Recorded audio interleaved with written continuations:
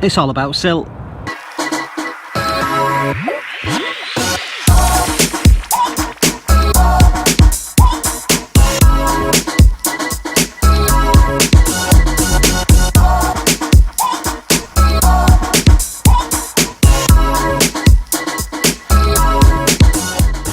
Right, so why the silt rig? I'll just adjust this a little bit, see if we're in shot.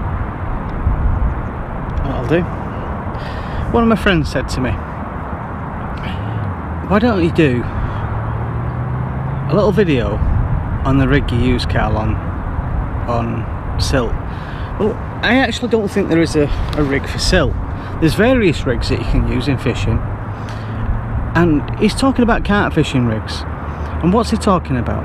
Well, a lot of people don't realise that silt is just mud.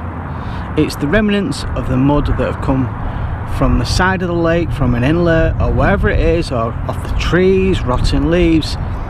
It's mud. It's things that are breaking down through our little critters that live in there, and organisms, and part of the biomass of the water. I don't actually think there is a such thing as a silt rig, but this is the closest thing that I use as a silt rig, and I'll explain where it is. Now, there's no brands with this, so this isn't a branded video. This isn't about people trying to sell you something. The only thing I want you to do is like and subscribe and press that bell button and see other videos that I'm going to do in the future. This is a swivel from one side to the other side, 2 crimps, yeah, and some fluorocarbon. That's what that is. Yeah, so it's a little boom that comes off your lead. Now that could be done on a running lead. Yeah, so you've got your lead attached there with a bead, and you can use it like a normal running lead system, or on a helicopter rig. Any way of attaching the lead in the main line can be used on that. So that's where it goes from there to there. Okay, so what we've next got, it's a flexi swivel. Now this is the most important thing. I said to you before, it was mud. Silt is mud. So what you need to do is look at the colour of the soil that's actually at the side of your swim, because that's where a lot of the debris come from. Right, you get kind of multicoloured flecks of white and black. It's got different textures and colours to it, but try and get as close to the colour of the soil on the side of the lake as you can find. And I've chose that one. Now what have I done there? I've got a little bit of a coated braid. Right, the reason for that is it's attached to a hook. Now because it's in mud, it doesn't need any fancy sleeves or anything on there. What it needs is simplicity. And we have a wafter. Now a wafter is a bait that drops through the water slowly and gently, and it sits naturally where it needs to fall and wafts about a bit as a bit of a merry little dance from time to time when a fish swims over it. Now the thing with silt is, you know when fish are feeding in silt, because you disturb any form of mud and it creates a cloud in the water.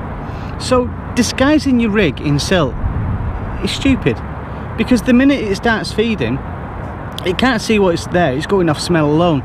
So then, that there is important.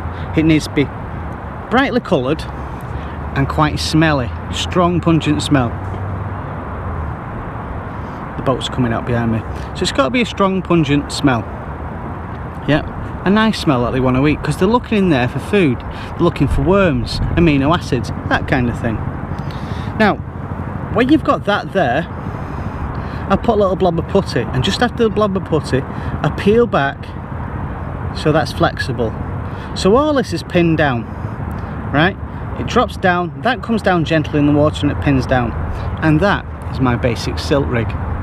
Nothing more, nothing less. There's no magic involved in that, it's just a little bit of common sense.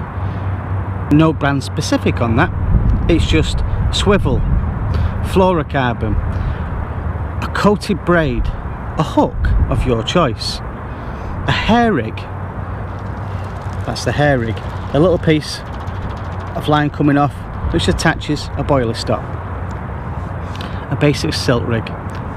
It's any rig, because that'll land on weed as well, and it'll drop down, it'll do the same job as it does in silt. That's it. It's just a rig that I use for a lot of my fishing.